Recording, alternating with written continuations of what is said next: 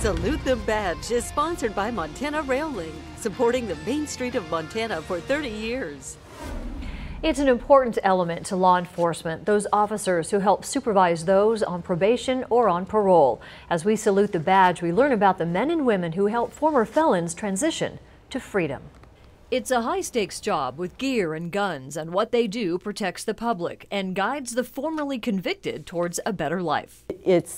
It's fun, it's exciting, it's meaningful, it's important. These people that we service have been in trouble and need to be supervised, but they have needs as well. We use our skills and community resources to help them deal with whatever's going on in their life that is maybe a barrier to them to be successful.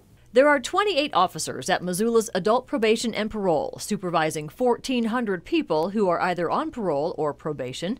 These are the officers who help them not just abide by what the courts require of them as a condition of their freedom, but to find a way to move forward. I always tell them the goal is happy, and happy doesn't look exactly the same for everybody. Are you sober? Do you have a safe place to live? Do you have money?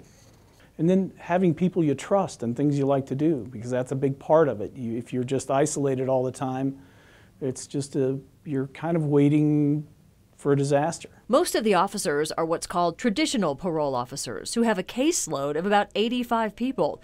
Some specialize in supervising mental health clients or sex offenders, or in what's called ISP, intensive supervision. It's for those now free after committing the most serious crimes.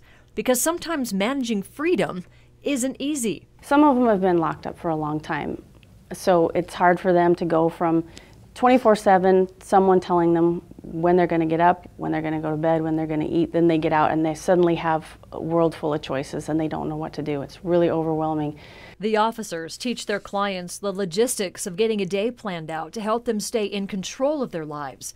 What is a challenge, though, is finding affordable housing or employers willing to hire somebody with a criminal record so they can start to rebuild their lives after incarceration. Some people really need someone to just care and help point them in the right direction, hook them up with services. We have such a lack of resource for people that have chemical dependency problems, and then also just with the, being able to meet people's basic needs with the housing and employment. And I mean, if you don't have your basic needs met, nothing else is going to go well. The job does come with dangers. Each officer works with a partner when they check on their probationers, but each say it is worth it to help protect and serve everyone.